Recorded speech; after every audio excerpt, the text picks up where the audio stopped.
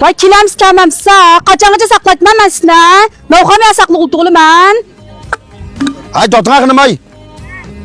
Tağınızga qalasa, xili adam talatınız ekan, qilgan qiliqingiz hayvonday bir ishingiz ekan, nima qilaqamawa? Nima qiliqkina, nim bo'ldi? Nemishqa qalaymagan axlat tashlaysmagan. Vay bu taşlasam, üzem taşladım, nima qilgangiz aslında? Üzem tashladim deganga bo'lmaydi endi shu.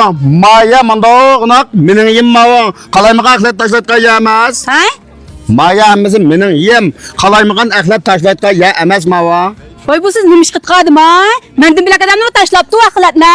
Nima ish qilqadim? Nima ish qilganligimni hozir uqtib qo'ydim sizga. Mana ina, ma atrofning tozliq nazoratchisi.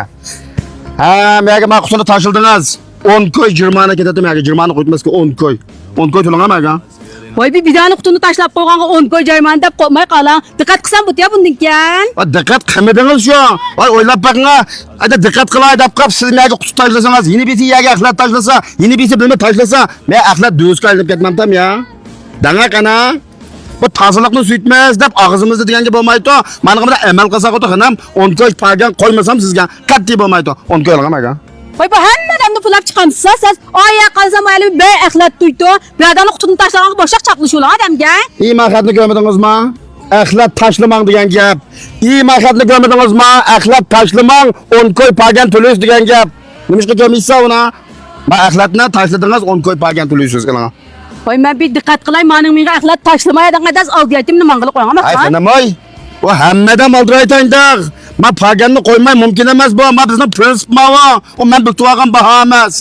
Jos. Nədiki tayin yox gapni qilsangiz, anda diqqat qilay deb qap qolgan axlatni tashlab qo'yvasak, ma yer shoyi axlat do'zga aylanib ketmabdi. Masuni ishchi padang. Meni bir katkizib o'tirgan men mening qattiq bir diqqat qilay. Axlat ko'rsam men axlatchilikka tosh o'tib mangayman. Sig'ingan tam vitamin C tamkan.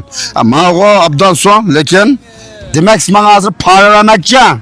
To'xtab turing, sizga ma 10 koy azulab qapdim. 20 koy jurmana.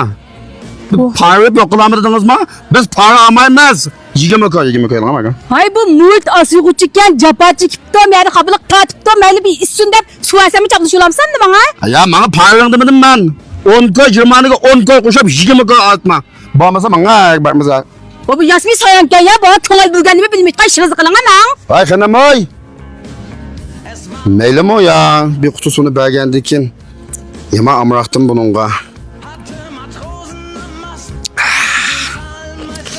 Ameliyatda bu anda diqqat qilay deb qop, u axlat tashlasa, bu axlat tashlasa bo'lmaydi-cha bu. Men mishada baqaga tutqadam emasman. Mana tozliqni hamma bilan bir so'ysak, muhitni asirsak demoqchi ham bu yerda. Shunga qo'shmoqlar bir talvaga besib qo'yinglar. Mana shu muhitni asrashda hammamizning mas'uliyati, majburiyati bor. Haqini keyindan berib, ana olmay bo'lmaydi paganni.